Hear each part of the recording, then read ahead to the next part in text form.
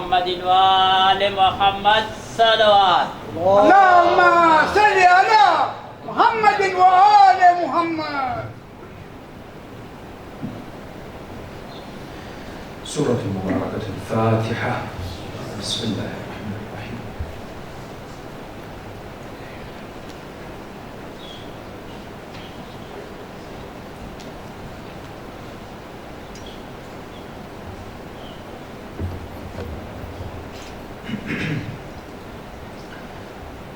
أعوذ بالله السميع العليم من الشيطان اللعين الرجيم. بسم الله الرحمن الرحيم. الحمد لله رب العالمين. الحمد لله والحمد حقه كما يستحقه حمدا كثيرا. وأعوذ به من شر نفسي إن النفس لأمارة بالسوء إلا ما رحم ربي. والصلاة والسلام على أشرف الأنبياء وسيد المرسلين خاتم النبيين سيدنا وحبيب قلوبنا وشفيع ذنوبنا أبي القاسم محمد. اللهم صل على محمد وآل محمد. وعلى أهل بيته الطيبين الطاهرين المعصومين المطهرين المكرمين الذين أذهب الله عنهم الرجس وطهرهم تطهيرا. اللهم صل على محمد وآل محمد. أما بعد، فقد قال الله سبحانه وتعالى في محكم كتابه الكريم وهو أحسن القائلين وأصدق الصادقين. بسم الله الرحمن الرحيم. نحن نقص عليك أحسن القصص بما أوحينا إليك هذا القرآن. آمنا بالله صدق الله العلي العظيم. For the purification of the souls, the enlightenment of the hearts, for the hastening of the reappearance of بقية الله الأعظم روحي وأرواح العالمين له الفدا, enlighten your souls and the atmosphere with the recitation of salawat upon Muhammad wa Ali Muhammad. اللهم صل على محمد وآل محمد. Respected scholars, sisters, brothers in Islam, Assalamu alaikum wa rahmatullahi ta'ala wa barakatuh. عليكم السلام ورحمة الله وبركاته. This constitutes a third of the Holy Quran. It is full of valuable, moral, jurisprudential, historical, spiritual, practical lessons. And it is indeed words which are truthful and does not come close to any falsehood, acting as inspiration for mankind until the day of Qiyamah. And Qusas al-Quraniyya, the Quranic stories, constitute a very important segment of the Holy Quran. We find Allah subhanahu wa ta'ala has made it part and parcel of His holy book. You pick up the Holy Quran and you recognize from the beginning till the end, there are many narratives, there are many stories of prophets and those who are not necessarily prophets, of righteous individuals as well as those who wronged. This is because as human beings, we have developed a liking of stories. You recognize today in academic institutions, in schools and universities, in the world that we live in, stories occupy a very important position. You recognize that many of us enjoy reading stories. One of the most effective means of bringing up children is to give them stories. This is a method that's used in movies, in television programs, in cartoons, in storybooks that, for example, children read. The realization that emerges is what? Is that stories are inseparable from our lives. Allah subhanahu wa ta'ala, who's created us, recognizes that you and I need to be inspired by the stories of the people of the past in order to be able to see how they lived and to see how we should shape our lives in accordance to what He Jalla wa Ala wants us to learn from those particular narratives. That's why you find the communities that came before us all focused on stories. You have, for example, the Greeks. You have, for example, the Indians. You have, for instance, the Egyptians. All these have focused on the importance of narratives and presenting to their followers incidents that have happened in the past. today there are studies that are being presented by experts and research that shows the impact of stories and qasas upon the enrichment and the tarbiyah of our children. Meaning what? That they say that as far as our children are concerned, the way they behave, the way they think, the way they deal and interact with others is sometimes related to the stories that they're given when they're young and the stories that they themselves experience. For example, if in their young childhood they've been constantly encapsulated with stories relating to empathy, with love, with compassion, and they witness it themselves, evidence today, scientific evidence has shown that when they're older, in their adult years, they are more empathetic, they are more understanding, they are more responsive to other people. Yes, when it comes to behavior and interaction. Similarly, we are told what? We are told that those who are young, who were unfortunately only allowed to be bombarded with certain images of violence, stories which depict negative behavior, when they're older, sadly their viewpoint, their worldview is very restricted. And it's a precursor to what? To violent, dangerous ideology or type of reaction that we see sometimes certain adults exhibit. Therefore, Allah Ta'ala, out of His infinite wisdom, has presented us the Holy Quran with this beautiful aspect. And that is that there are wonderful narratives, stories for you and I to be inspired. Today we have a problem, and that is the youth and others are spending a lot of time, what? On the internet, spending a lot of time on video games, on chat, for example, on their phones, yes? Watching movies. Why? Because they believe by looking at or examining or seeing these kind of interactive features, they get the enjoyment that they necessarily require. We are today presented with a challenge, and that is to take the Holy Quran and make it something that is part and parcel of the people's lives, especially the youth. Because the sixth holy Imam, Imam Ja'far ibn Muhammad Al-Sadiq, salawatullahi wa salamu alayhi, comes forward and says, if a youthful person, a young man or a young girl, recites the Quran and develops an affinity with the book of Allah from a young age, the verses of the Quran will become mixed with their flesh and with their blood. اختلطت الآيات بدمه ولحمه. They become part and parcel of their existence. Let me give you an example. This is a beautiful example, especially for our youngsters, to understand why is it that we have chosen this topic to discuss for the next 15 nights, especially in the month of Quran. Let's look at this example. If you and I, for example, are traveling towards any particular international destination, and we are told that you are only permitted to take 23 kilograms of your luggage. 23 kilograms when you are flying, yes? And the eve before you leave, you come and weigh your bag, and you find that it has what? 27, 28 kilograms. Now you have several options. You look at the bag and you think, what can either I pay for extra luggage, or I can take out some things. So you open your bag and you realize that inside there are some food that you have taken. Churros and this kind of things. You buy things, chocolates and candy and things. You look at this and you think, I have a choice. I can either leave this or take it tomorrow and pay, but there is a third choice. What is the third choice? I can eat it. No one's going to weigh me. Yes? When I go to the airport at Mombasa or in Nairobi, wherever I am going, no one's going to say, excuse me, can we weigh you and the bag? They will only weigh the bag. So instead of, for example, leaving it, I may choose to eat some of the food, yes, and reduce the luggage weight. Now you may wonder, what is this related to the Quran? Yes. When you and I leave this world to Alamul Barzakh, yes, when we die, we are placed in the grave. When we are placed in the grave, nothing with us will help. Yes, if you put the Quran on top of your body, yes, may not necessarily help you. Yes, if you fill a whole qabr with things, it will not help you.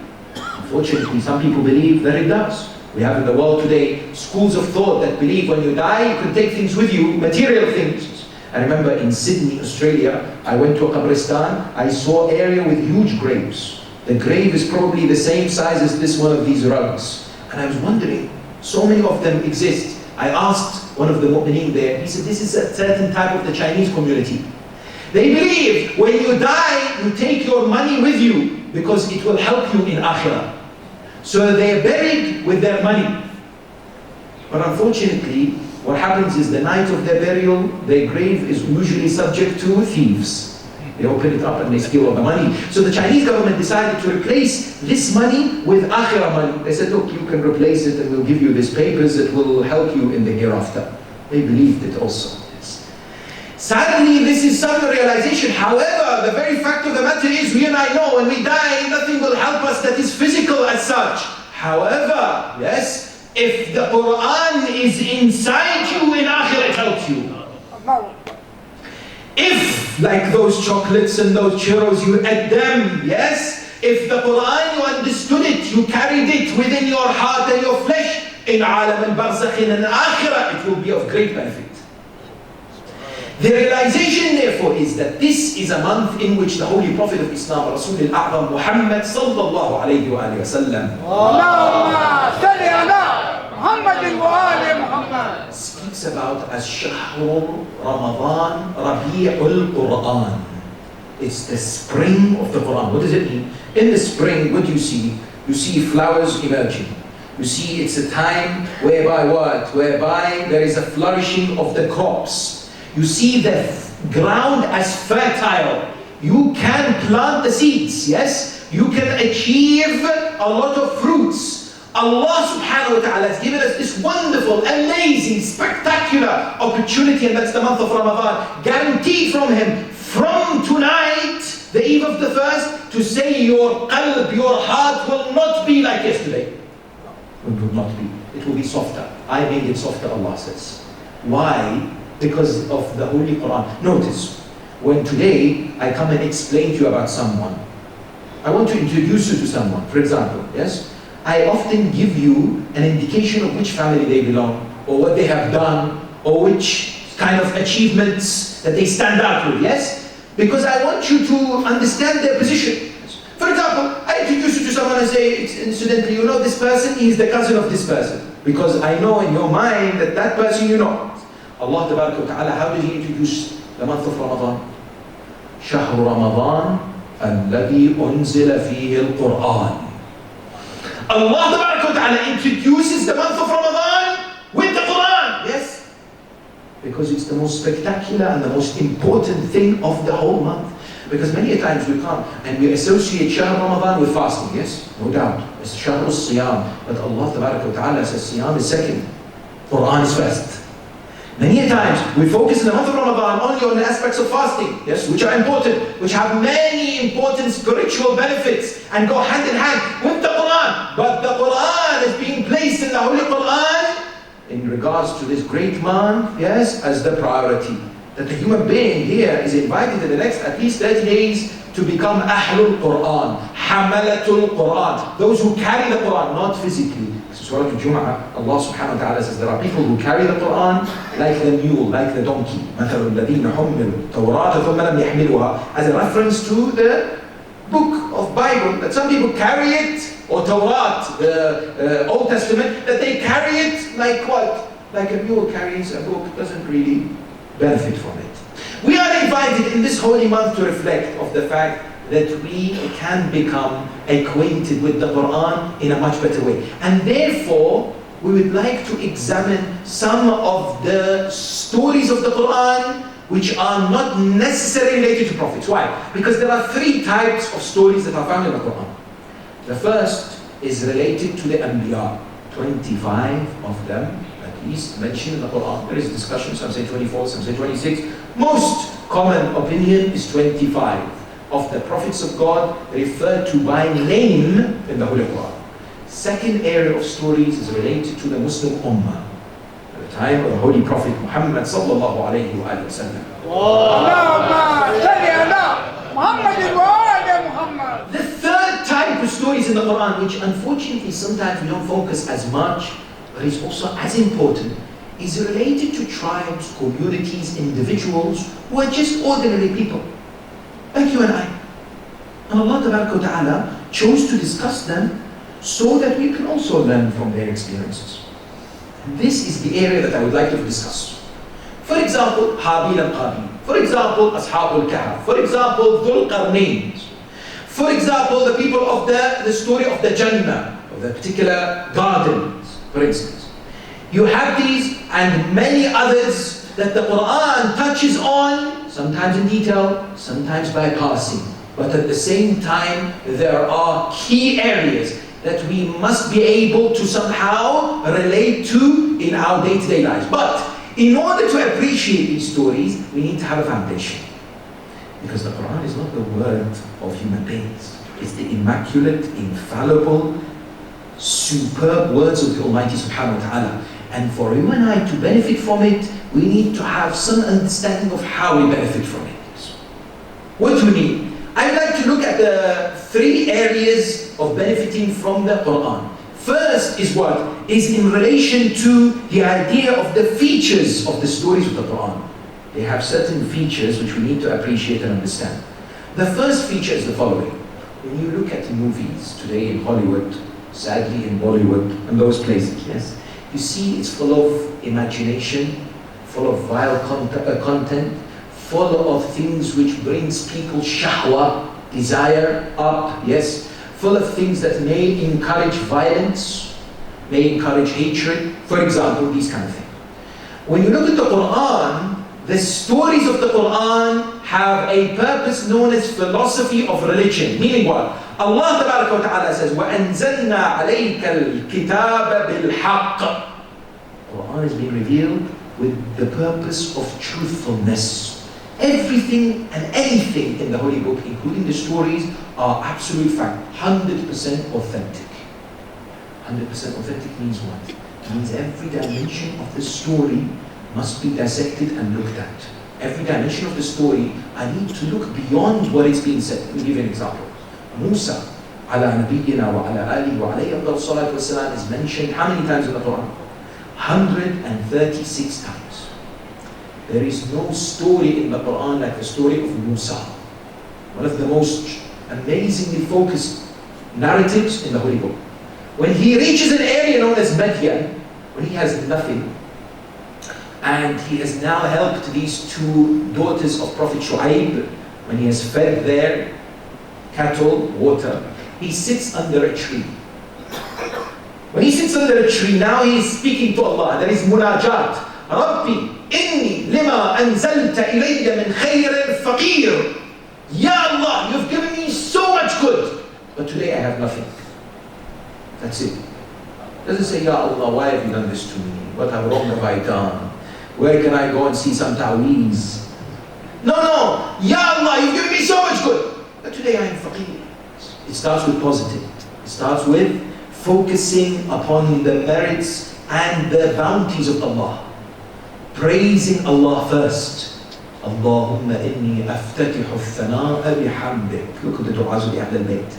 Doesn't start with immediately, Ya Allah, please give me 1, 2, 3, 4, 5. I'm suffering 1, 2, 3, 4, 5. Notice the etiquettes of the supplications of Ali Muhammad. It's full of adab. The first adab is what? Ya Allah, I'm going to mention the countless bounties. I cannot quantify them, but I would like to start with them because I know by starting with them, I am pleasing you, and it is more importantly something which refines my heart. I'm going to start with blessings that you have given me. Allahumma inni aftatahu. Now, when I look at this story, what do I learn? Yes, I learn about tawakkul, I learn about etiquettes of dua, yes. I learn about not giving up, I learn about positivity. It is inviting you and I to reflect. You see, the Quran is the word of Allah, yes? When I come to a physician, a doctor, yes, what do I say to the physician? I have a problem. For example, my hand is in pain, headache, for instance, I can't sleep, help me, yes? Do you and I go to the doctor and look at him or her and say, just there, and the doctor says, can I help you? We explain to the doctor what is it that we need. Quran is much, much more powerful and cannot be compared to human beings. Allah says, Allah Ta'ala says that we have وَنُنَزِّلُ مِنَ السَّمَاءِ مَا هُوَ شِفَاءٌ وَرَحْمَةٌ لِلْمُؤْمِنِينَ. This Quran is shifa for the believers. You and I need to speak to the Quran and say, heal me, fix me, make me better. Speak to it. It speaks back to you. Quran, you and I need to ask it. Please, fix my problems. Fix my heart that's broken. Fix my soul that is not necessarily connecting with Allah. Fix my salah. Fix my relationship with the people. Fix my, importantly, relationship with my Creator. Help me. I need to speak to the Quran, yes. Now, when I speak to the Quran, yes, it directs me. It shows me. It is the path of guidance for me, yes? Therefore, the recognition is, when I look at the story of Musa, let me give you a very interesting example. When he later takes his wife, 10 years later, and he goes where? He goes to the land of Egypt. On the way, you all know the story, he finds a burning area, bush, and then he says to his wife, إِذْ قَالَ لِأَهْلِهِمْ كُثُوا إِنِّي آنَسْتُ نَارًا. He says to his wife, stay, and his child, and his cattle, wait. I can see some fire, because he's lost, he needs some direction, she's about to give birth, she's in labor, he's in difficulty, it's cold, it's dark. So he says to his wife, wait here, let me go and see and I'll come back.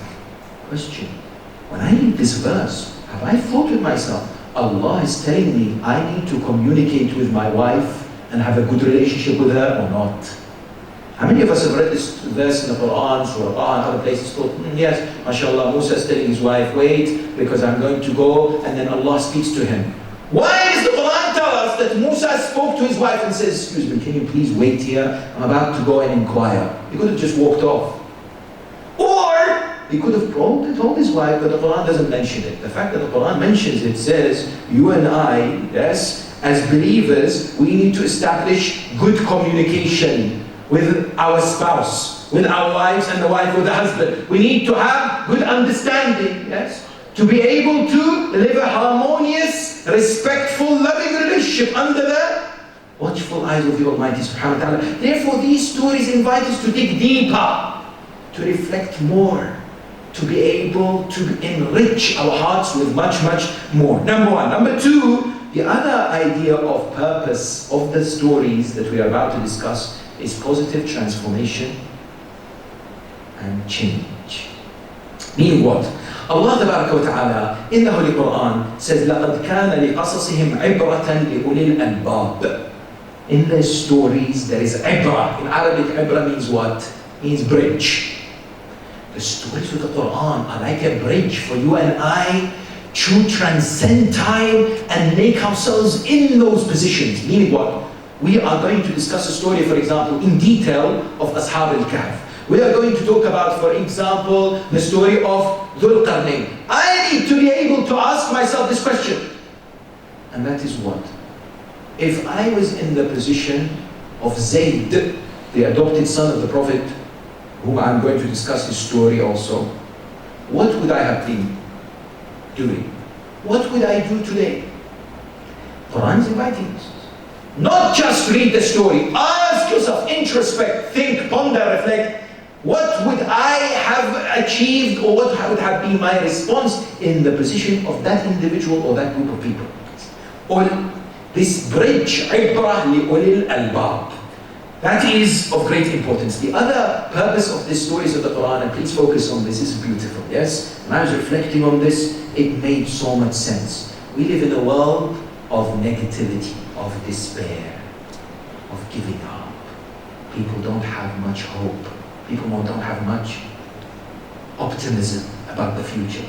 I remember at university, I was speaking to a friend of mine, and sometimes when I look at him, he's very much down. I say to him, Akhi, what's wrong?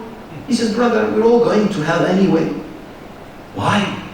Why are we in this despondent, giving up position? Allah Ta'ala invites us to be positive people. Quran is full of positivity. Let me give you an example. Surah Al-Ankabut. Bismillah ar-Rahman ar-Rahim. Alif Lam Mim.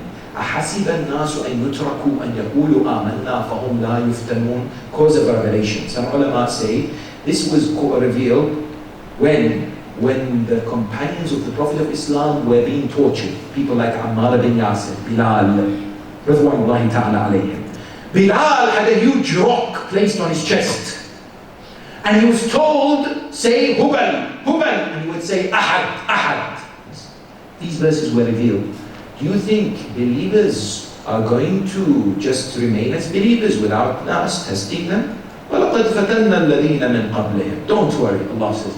We have examined and tested those before, so that you know if you are worthy or not. But, you see, when it starts like this, then it goes on. Do you know what then it says? Then it goes on and says, وَكُلًّا نَقُصُّ عَلَيْكَ مِنْ أَنْبَاءِ الرُّسُلِ مَا نُثَبِّتْ بِهِ فُؤَادَكَ. Another chapter. It says, all these verses we reveal to you is to strengthen your resolve, is to make you stronger, is to give you much hope. Then in the same surah, Surah Al-Ankabut, Allah Tabaraka wa Ta'ala says, وَلَقَدْ أَرْسَلْنَا نُوحًا إِلَىٰ قَوْمِهِ فَأَنْجَيْنَاهُ لَيْتَ وَأَصْحَابَ السَّفِينَةِ وَجَعَلْنَاهَا آيَةً لِلْعَالَمِينَ. After talking about the trials and tribulations, telling the companions of the Holy Prophet, don't despair. You're going through a lot of pain. And look at what we did with Nuh. 950 years, eventually we gave him victory. And we made him a sign for the believers. Then he talks about Ibrahim. إِذْ قَالَ لِقَوْمِهِ اعْبُدُوا اللَّهَ فَمَا كَانَ جَوَابَ قَوْمِهِ إِلَّا أَنْ قَالُوا اقْتُلُوهُ أَوْ حَرِّقُوهُ فَأَنْجَاهُ اللَّهُ مِنَ النَّارِ. Ibrahim, after Nuh, is mentioned in the same chapter. So it starts with the idea that it's a trial, it's a difficulty, it's a calamity. Then talks about the victory given to the prophets. Nuh alayhi salam, Ibrahim alayhi salam, other prophets. Quranic stories are full of positivity, high optimism, hope, to give believers determination, courage, inspiration. Allah is saying, you are not alone. Be hopeful and I am with you. Don't give up. Don't worry. In a world today where sometimes we see what is happening around us and unfortunately we fall into the state of despondency. Ya Allah, these innocent people killed in New Zealand. Ya Allah, these innocent people massacred in Sri Lanka. Ya Allah, these 37 people executed in Saudi Arabia. Ya Allah, these innocent individuals being killed in Yemen. Thousands of them. Why? What is happening? Allah Ta'ala says, reflect on the stories of the Quran and know that every single oppressor will be humiliated and will be destroyed in this world before Akhirah. It will happen. Just got to have the strength and the patience. Yes? Just got to have the foresight and the tawakkul upon the Almighty Subhanahu wa Ta'ala. The third purpose of the stories of the Quran is what? Uniformity of message. To say that all these individuals, prophets who came, carry one message: monotheism, submission to Allah Subhanahu wa Ta'ala, willingness to invite people towards the path of guidance. Therefore, there is no discrepancy or there is no differentiation between what they sought to establish. Now, when we look at this message, what do we realize? One element of the Quranic stories is what? The style of the Quranic stories. So we have looked at the features, we've looked at the purpose behind the Quranic stories. The final element is the style. How do the Quranic stories present itself today? There are three different ways the Quran mentions stories. Please focus on this. Number one is to invite people to reflect upon it by posing a rhetorical question such as هل أتاك حديث موسى. Have you heard the story of Musa? هل أتاك حديث ضيف إبراهيم. Have you heard about the story of the visitors of Ibrahim? So this هل أتاك is a style to invite people to reflect upon the stories of the Quran, not immediately enter the story straight away. That's one style. The other style of the Quran is what? Is to mention the whole story in one verse, then to dissect it over the next few verses. So to summarize first, then to go into detail and elaborate. For example, we talk about the story of Musa. إن فرعون علا في الأرض وجعل أهلها شيعا يستضعف طائفة منهم يذبح أبناءهم ويستحيي نساءهم. Allah subhanahu wa ta'ala in Surah Al-Qasas says, Fir'aun was one of the most arrogant human beings, who used to torture people, who used to enslave their women and kill their children. إِنَّهُ كَانَ مِنَ الْمُفْسِدِينَ. This is at the beginning of Surah Al-Qasas. Then he begins the story of Musa. So he gives a broad overview of their personality. That is what? That is also key within the story. To set the scene, to lay the foundation. Then there is another style of the stories of the Quran, which is what? Which is to briefly mention something. Because you see, the Holy Quran is not a book of storytelling. Please understand this. It's not a novel. There are some of these stories that are very concise. Names are only mentioned for a purpose. Brevity is key in the Quran. Meaning what? That sometimes you come across certain stories and it's been mentioned by passing, and some details are ignored altogether. When you compare the Quran to other scriptures, you find unnecessary information in the other scriptures which are not key. Quran only focuses on that which is beneficial, practical, and inspirational. So whatever detail you find in the Quran, as far as stories, don't ignore it. Whatever. When Musa alayhi salam, he comes to where? He comes to the land of Tuwa. Allah says to him, اخلع نعليك. Remove your sandals. إنك بالواد المقدس طوى. Remove your sandals, you are in a sacred land of Tuwa. This removing sandals is not something to take for granted. There was a sultan by the name of Sultan Murad. This Sultan Murad was an Ottoman king. He came to visit the shrine of Mawla al-Muttaqeen, Amir al-Mu'mineen, Ali ibn Abi Talib, salawatullahi wa sallam. Allahumma salli ala Muhammadin wa ali Muhammad. When he came to visit, he was with his entourage. He was on a horse and he entered the city of Najaf. One of his advisors was one of the followers of Ahl al-Bayt. So he dismounted from his horse and began walking to the blessed shrine of Amir al-Mu'mineen. So Sultan Murad said to him, why are you walking? Why are you not on your horse? He says, this is a great man. This is the Khalifa of Allah on this earth. Out of respect, I'm going to go to his shrine walking. So the Sultan says, that makes sense. I'm going to also dismount. But unfortunately, much of these rulers had what? Had advisors who were enemies of Ahlul Bayt as well. So one of them says to him, you are a Khalifa of God. He is a Khalifa of God. So you are equal. So you should also go to him on your horse. You don't need to walk. So he was very confused, this Sultan, and decided, well, the only way to solve this problem is to look at the Quran. Let me see if Allah guides me. This is called istiftah, not istikhara. This is istiftah. I open the Quran and see what Allah guides me. He opened the Quran and he found this verse. اخلعنا عليك إنك بالواد المقدس طوى. Remove your sandals. You are in a sacred land. And he thought this. He says, this Quran is telling me not only to dismount, to remove my sandals and to walk barefoot, yes, towards the shrine of Amir al-Mu'mineen. So many lessons can be learned from these particular aspects of the stories. Therefore, the recognition that emerges is what? Is that the stories are tremendously powerful. And the more we delve in them, the more we can learn. I would like to touch on an example of a story tonight, very briefly, in the next few minutes, just for us to have an idea of the nature of these stories and what kind of connection you and I need to develop in the holy month of Ramadan with the Holy Quran, to fill our hearts with the love of the Holy Book. Because I ask you a question, when somebody comes and asks me, let me take myself an example, and says, Quran, what thoughts come to your mind? Is it something that you look forward to reciting? Is it something that you enjoy researching? Is it something that you benefit from looking at? Or is it a burden? No need to answer, between you and Allah. If it's a burden, then this is the month to change it from a burden towards something enjoyable. And for that to happen, we need to be able to take this matter seriously in our lives.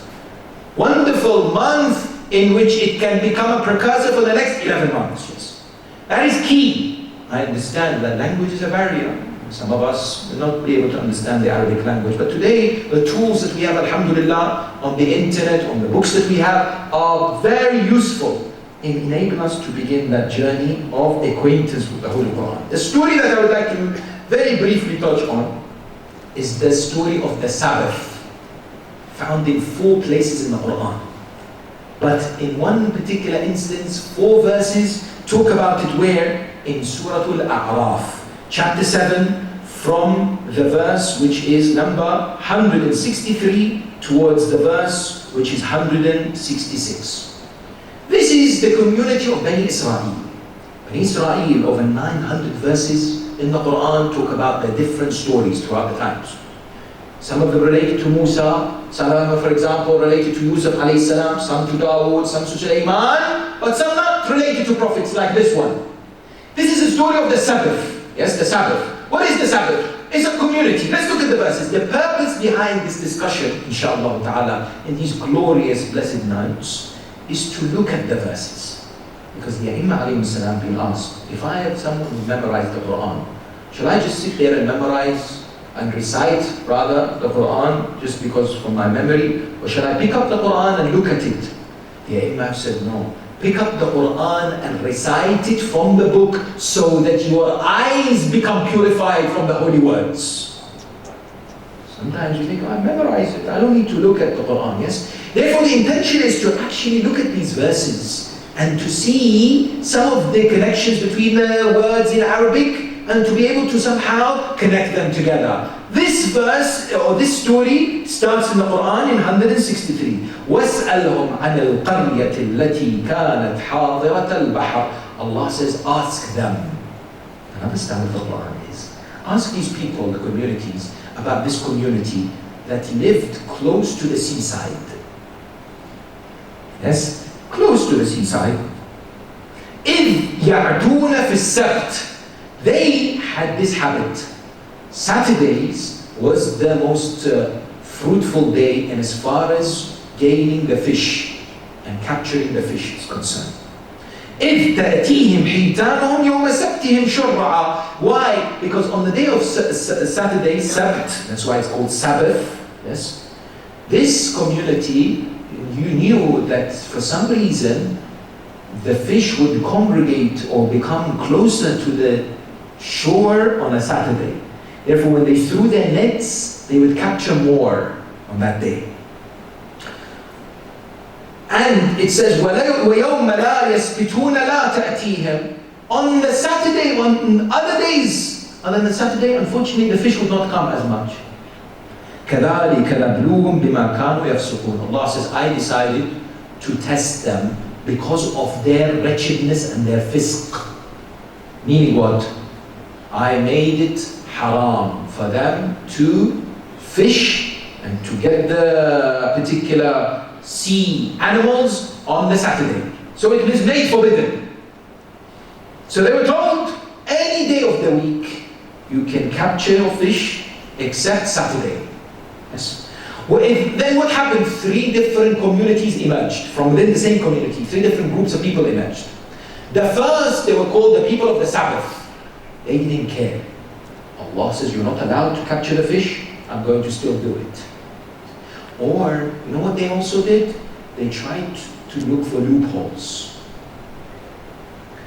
Sometimes, you know, in our day-to-day lives, sometimes we look for loopholes as well, don't we? And normally we call Maulanas for loopholes. Maulana, Khums time, is there a loophole so I don't pay?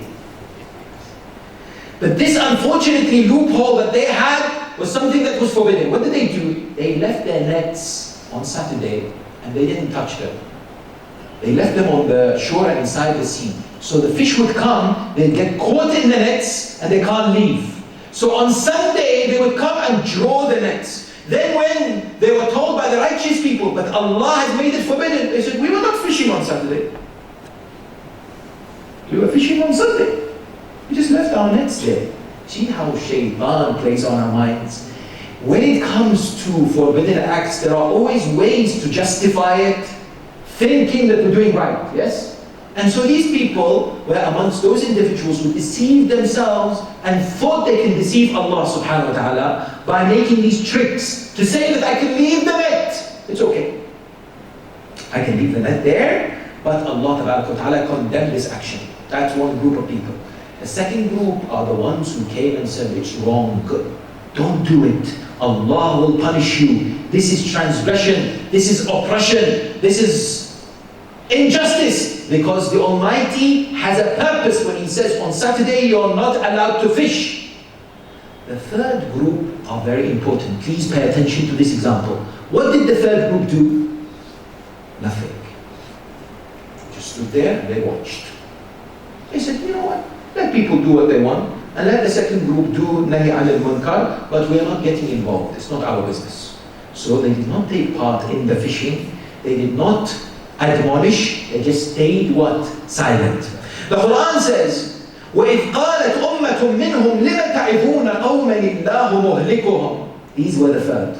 They said to the second group, why are you admonishing them? Allah is going to punish them. They are doing wrong. Who? The first group. Why are you telling them don't do this? Allah is going to punish them. The second group have responded, قَالُوا مَعْذِرَةً إِلَىٰ رَبِّكُمْ وَلَعَلَّهُمْ يَتَّقُونَ. We are doing it because we have responsibility, and on the day of Qiyamah we're going to have to give proof that we did what we can. So they even told the third group why they're doing what they are. They even told the third group, who were the people who were standing back and doing nothing, that it is our duty to admonish people and to try and warn them about the severe consequences of transgression against the Almighty subhanahu wa ta'ala.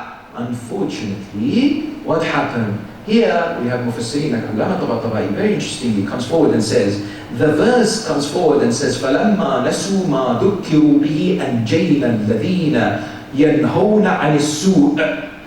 Quran says, when they had forgotten what we had reminded them. Now, He says, Allah Ta'ala bestows the human being with the power of dhikr. That is the fitrah. That is the environment. That is the internal aql and the outside aql. Outside aql means the prophets and the imams and those who come on their path. The internal aql is the fitrah, the innate nature of the human being. Yes? Quran says, we reminded them, but they forgot. Now, what happens is, when you ignore the commands of the Almighty, there develops a power inside you, which is called what? Which is called the audacity to sin. See, sometimes some of us make this habit. It's okay, it's one disobedience, I'm okay otherwise. But this one act of guna or sin will help tremendously on our deviation. So, some people believe that one sin is okay because I'm okay otherwise. But unfortunately, this one act of transgression may lead towards us taking our sins lightly, becoming more and more sinful, as what happened with these people. So they thought, I will capture the fish on Saturday, but we are good otherwise. There is no harm in that. Allah Ta'ala punished them. What did He do to them? It says in the final verse, فَلَمَّا عَتَوْا عَمَّا نُهُوا عَنْهُ قُلْنَا لَهُمْ كُونُوا قِرَدَةً خَاسِئِينَ. We turned them all into apes. Who? The people of the Sabbath. And who? The ones who were silent. Ajib. Those who were silent, they didn't do it. Quran says what? Quran says being silent is not the right option. You had the opportunity to speak the truth. You had the opportunity to change the wrong. You remain silent. You are complicit. وَلَعَنَ اللَّهُ أُمَّةً سَمِعَتْ بِذَلِكَ فَرَضِيَتْ بِهِ. We recited in Ziyarat Ashura, in Ziyarat Warif, we just recited it. That Allah withdraws His mercy from the community that sees wrong and remains silent. And they are pleased with it. The Quran, these are the stories in the Quran that highlight where the Ahlul Bayt have given us these wonderful illuminating points of direction. This is all about Amr bil Ma'ruf and Nahi anil Munkar, isn't it? When we are confronted with a methodology or a process or a trend in society, and we are not even bothered to speak out against it, let alone change it. Yes. Let us not be surprised if Allah subhanahu wa ta'ala punishes us in this world and akhirah. This is the story of the Quran. This is the message of the Quran, very clear. Now, those people were turned into apes. Can you imagine? These human beings were somehow morphed into being looking like apes. This is in an area between modern day Palestine and Jordan. Yes? This particular area that Allah Ta'ala punished, highlighting the very important Islamic responsibility of enjoying the good and forbidding the evil. And that is indeed why Sayyid al-Shuhada Abu Abdullah al-Husayn salawatullahi wa salamu alayhi Allahumma salli ala Muhammadin wa ali Muhammad stood up and gave his life to correct the wrong, to awaken the masses. And indeed, that one sight on the plains of Karbala on the day of Ashura breaks the heart, because you wonder, this blessed pure individual standing on the plains, and he speaks to them and they don't understand. He says to them, I am wearing the turban of Rasulullah, I have the sword of Rasulullah, the aba of Rasulullah. Why do you want to shed my blood?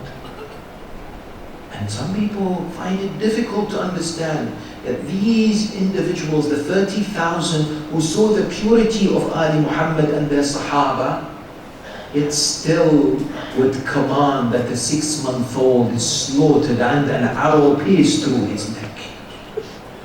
Would still say, trample on the body of Hussein and his Sahaba. Would still say, slap the women and the children, remove their hijab, make them paraded through the bodies of the people in Karbala. Such were the darkness of the heart of the army of Umar ibn Sa'ad and Yazid ibn Muawiyah, that they had transgressed so much, now they had missed the blessedness of the Sayyid al-Shuhada. And on the eve like this, we pray to Allah subhanahu wa ta'ala to grant us tawfiq to become of the people that acquire the understanding of the Holy Quran and apply the teachings of the Holy Quran in our lives. We pray to Him subhanahu wa ta'ala to grant us the opportunity and the light for our hearts to welcome the Quran and for the Quran to find its home in our hearts. We pray to Him subhanahu wa ta'ala to illuminate our hearts with the remembrance of His, with the recitation of the Quran, and to accept all our deeds and our fasts and our salah and our dhikr during this blessed holy month. Before we end, I usually have a habit, and that is on the majalis or the recitation of the month of Ramadan, 1 minute I give a spiritual tip at the end of every majlis. A spiritual tip that we take away and we begin slowly to instigate this particular small change perhaps in our lives. The month of Ramadan has so many wonderful opportunities for these spiritual tips. Wherever we look, for example, in the famous khutbah, the sermon of the Holy Prophet of Islam on the last Friday of Sha'ban, you and I counted more than 23 directions. 23 wonderful commands of the Prophet of Islam. You and I can take from it whatever we can. But one thing I would like to remind my mu'mineen brothers and sisters is what the 8th Holy Imam, peace and blessings be upon him, said on the final Friday of the month of Sha'ban. And that is, he said to his companion Abu Salt, he said, the month of Ramadan is coming. Make sure you enter it with a heart that does not have hatred towards others, and that it has healed any form of disconnection with others or hatred that has resulted in severing of the relationship. So on a night like this, if some of us are not speaking to some family members, if God forbid we have cut relations with some of our friends, if because of some dispute we are not necessarily good with someone in the community, let us start the month of Ramadan with a qalb that is salim, that is sound, that is tranquil. For the sake of Allah, let us forgive others. And let us extend the hands of reconciliation towards those who may have severed the relationship with us. It is amazing to start the month of Ramadan with that spirit, that healing that is so key. Do you know why? Because we are told in the narration of the 8th Imam, in another narration, it says Allah on the days of Ramadan forgives 70,000 people every night. And this 70,000 is just a figurative number. It's much more than that. In Arabic it's used 70 is used for excessive number, except those who have disputes and have severed the relationship between them. And Allah says to the Malaika, I will wait until they reconcile, then I will forgive them. So on the day of Qiyamah, when you and I stand before Allah and say, Ya Allah, why didn't you forgive me on the day of the month of Ramadan? Allah will say, I was waiting for you to forgive you. I was waiting for you to extend that hand of peace, that hand of Islah with your brother and sister, so that you enter my abundant mercy of forgiveness and love in this blessed month. May Allah subhanahu wa ta'ala bless you all with the barakah of salawat ala Muhammad wa ali Muhammad.